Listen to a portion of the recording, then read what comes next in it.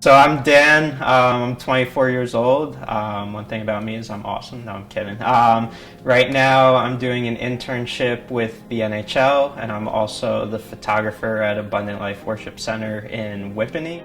My friends would describe me as someone who doesn't get stressed a lot, someone who's easygoing, someone who's relaxed.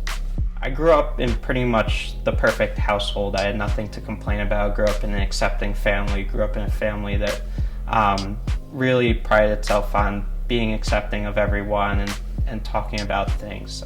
So for me, my depression, it came from a place of, I think, just going through some things in middle school that a lot of people go through in middle school, but for me, not really knowing how to deal with them. And it's not something that I thought about at the time. So the way I describe like the beginning of my story with depression is in 7th grade, I had a group of friends I hung out with for a while. And then towards the end of 7th grade, I had this relationship with a girl, as much as you could have a relationship in 7th grade. And we went out for about like a week or two, and she ended up breaking up with me at the end of the relationship. She said, oh, like I just went out with you because like I felt bad for you. And after that breakup happened, I got ostracized from that group of friends.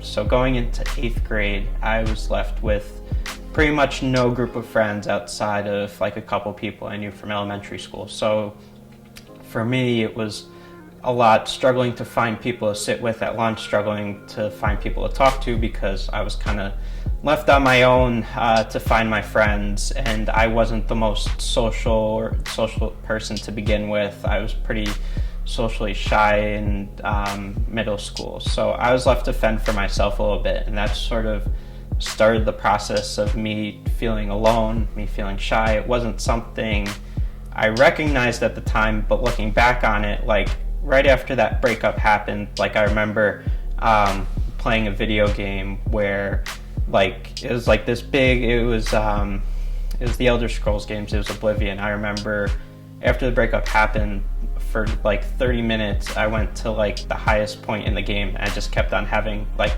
my character jump off the cliff again and again. It wasn't something I like consciously realized at the time, but looking back, it's like, oh, so maybe the seeds of my depression started then. I worked at a day camp over the summers, and the summer before like my depression really kicked in, I could see that like, because I was always a counselor, I could see the way I was interacting with kids and like just how I went about my daily life. It wasn't the same. I was a little more irritable. I wasn't dealing with situations in the way that I should. So going into junior year of high school, I had a decent group of friends that I knew from playing street hockey growing up, and we would go out to lunch every day because in our high school, after you're a freshman, you're allowed to go out for lunch wherever you want. So it was a group of 7 or 8 of us that would go out to my friend's house for lunch every day. We did that in the fall, and then once it got to the winter, it started getting cold out. So he didn't necessarily have the space to have like 8 people in his house, and it just ended up being that I was the odd one out to make room for everyone else. So I was left without a group of friends, and then that kind of just triggered everything that I went through in middle school. I'm like, I don't have anyone to go out with. I don't have anyone to go out to lunch with anymore. I'm just on my own. There were just times where like I went out to lunch for myself, and I'm just thinking like, what am I doing here? So there are some people who say like, oh, like I have no friends in high school, and they really actually do have friends and people they talk to. I had no one to talk to in high school. I went through my days like if I talked to one person, that would be a lot. So that's when I started realizing that like I was getting more depressed. And as like my depression started getting worse, I talked to my therapist a little bit about it. It wasn't something I was completely comfortable with because I didn't want to go to therapy in the first place, and it was just I didn't feel comfortable opening up. But once I started like talking about like, hey, like I'm a little more depressed than usual and that kind of thing, I was prescribed Prozac for the first time as like, hey, maybe this will help you with your depression. But unfortunately, by that point, I didn't want to take my Prozac, and my whole thing was,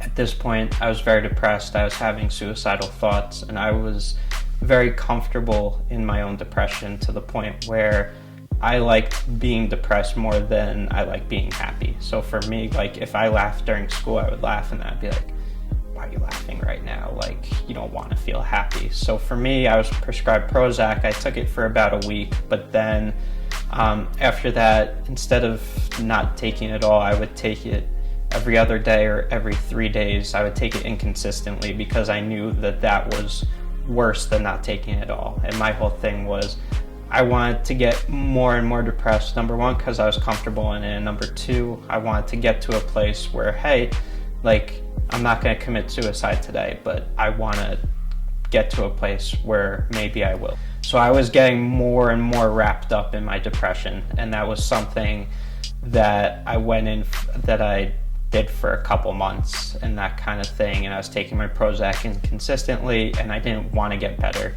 Eventually I made the decision to get help, and I went to an inpatient hospital, Four Winds, for about a week, and that was the first step for me to getting better and actually thinking about my depression critically and thinking about it in a way like, hey, like, for me, that was a step in saying, hey, I have a future and I believe I have a future in myself. Eventually, it just got to a point where I was like, okay, let's try doing something different. Let's try to get help. And that's a tough thing to do because when you're in the middle of your depression and when you're in the middle of mental illness, your thought processes aren't the same thing. It's very easy to tell someone with depression, like, hey, like, just try and get help, that kind of thing, especially from a Christian perspective. There's a lot of Bible verses we like to throw around, like, hey, like, the joy of the Lord is my strength, and like don't worry about tomorrow, like, you have enough anxieties for today. And there's a lot of these nice lines that we have in the Bible, and that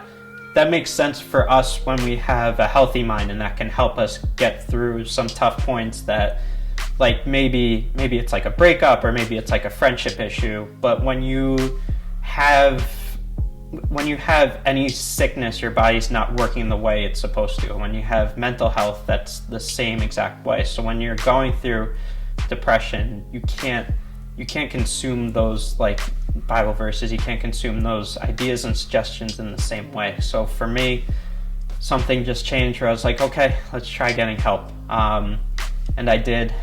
I knew my depression was bad. Before I got released, I saw, like, my own file they had on me, and they would rate people on a scale from, like, 0 to 100, 0 being the worst and, like, 100 being and 100 being good. And I think on that scale I was like about like a 15 or a 20. So I knew, like, I was bad, but when I first got there, I was like, whoa, there are people in here a lot worse than me. I remember crying the first night because I was like, I don't belong in here. But I realized that I did, but it made me realize how fortunate I was to have the circumstances that I did, because not everyone has the same resources, not everyone has the same family structure, and not everyone has the same, even if they do have the family structure, not everyone has the same acceptance and mindset from their family going into something like this. Because I was fortunate where my mom, my dad, and my sister came up to visit me, I think like 3 or 4 times at least, and I know my grandparents came up too. So I came from a family that was super accepting. The program for the hospital was supposed to be 2 weeks. I ended up leaving after a week, just because I probably got out of there a little bit too soon for my own good, but it ended up working out. So after a week, I left, and the biggest thing for the hospital for me, besides the biggest thing for the hospital was just a moment in my life where I realized, okay, this is a point where I'm going to change my life. This is a point where I'm going to take control of my depression, my own mental illness, and that kind of thing. So that started the road for recovery for me. We switched up my medication. They switched me from Prozac to Lexapro. Once I got to the hospital, I started taking my medication consistently. I started like making a point of taking it every single day. And then after that, like I was already in therapy once a week. I also went to group therapy once a week as well. Group therapy, besides like allowing me to sit back and listen to everyone else's issues, it also helped me in terms of starting to cope with my own depression. It started to give me tools to think about my emotions differently, because there were four big sections that we went through. It was interpersonal relationships, mindfulness, and there were two others. But for me, mindfulness was always the one that stuck out to me, and it was the one that helped out the most for sure, because it allowed me to think about my emotions in a different way than I did before. It allowed me to think about them critically, where the big thing for me was it helped me recognize my emotions as I was going through them. Why I believe my own depression was more of a chemical imbalance than anything else was, number one, like I said, I had the perfect family growing up and that kind of thing, but after we added Wellbutrin to like my medication, like I never had a suicidal thought after I started on Wellbutrin. There are times where I've been like quote unquote depressed, but nothing like the depression that I used to have. Whereas the depression I used to have is I would be depressed, I would roll with my depression for a while, and it'd be something that would stick around for more than a couple of days. It would be something that would carry on like past the weekend and into the week. Whereas now if I don't even consider it depressed anymore, because that's not what it is, but now if I get to a moment where I'm upset or I'm sad about something, it's something that, okay, maybe I'm dealing with it for a day, but after that I'm good. Where like, for me, like the times where I feel depressed now is like the times where anyone would feel upset if something goes wrong in a friendship, something goes wrong in a relationship. Back when I was depressed, that would have been something that would have been tough to deal with for a while, and like it would have really screwed up like my whole school week and everything like that. Whereas now I could deal with it the night of, and then the next day I'm ready to go back to work, or the next day I'm ready to go to school. One thing I want people to know about mental health in general is that more people go through something than you realize, and a lot of people are struggling with something internally that you won't see externally. For me,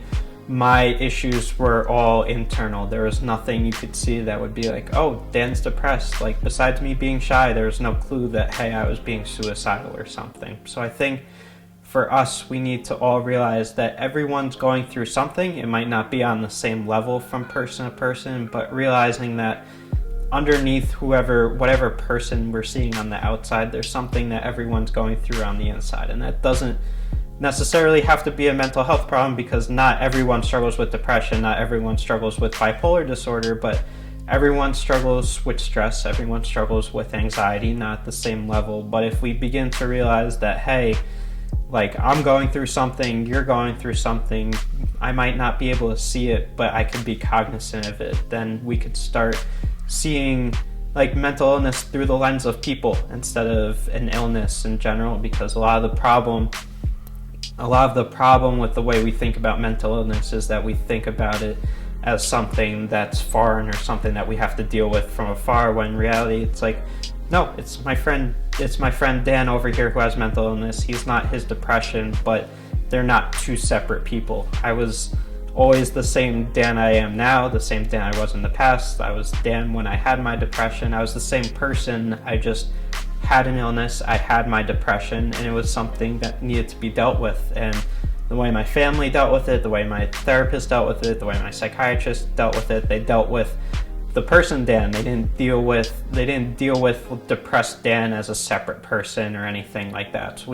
So in terms of seeing mental illness, we always have to see the person that's behind the mental illness, and being careful not to distance yourself from the person, the illness. Because if you start seeing people as their illness, it's just gonna confirm in their minds, like, hey, like I'm my depression, I'm my bipolar disorder, that's what defines me. When in reality, it's no, you're still Dan, you're still whoever you are, you're just dealing with something. And for me, like, something that people should realize about mental illness is it's not something that's permanent. There might be some baseline things that we might have to deal with throughout our lives, but you're not always going to be depressed forever. You're not always going to be bipolar forever. You're not always going to be anxious forever. There's light at the end of the tunnel. One of my favorite, it's an African proverb that I would always keep in the back of my head when I was depressed and when I was going through recovery, is no matter how dark the night is, the sun will always rise in the morning. So no matter what you're going through now, there's always a future ahead of you, and that's something that is insanely hard to realize when you're going through your depression or going through your mental illness, and it's something that's hard to accept when you're going through that because you don't see that. But people always need to see that there is something past your illness, and that's not going to be the end of the road for you. I'm Dan, and I'm not my depression.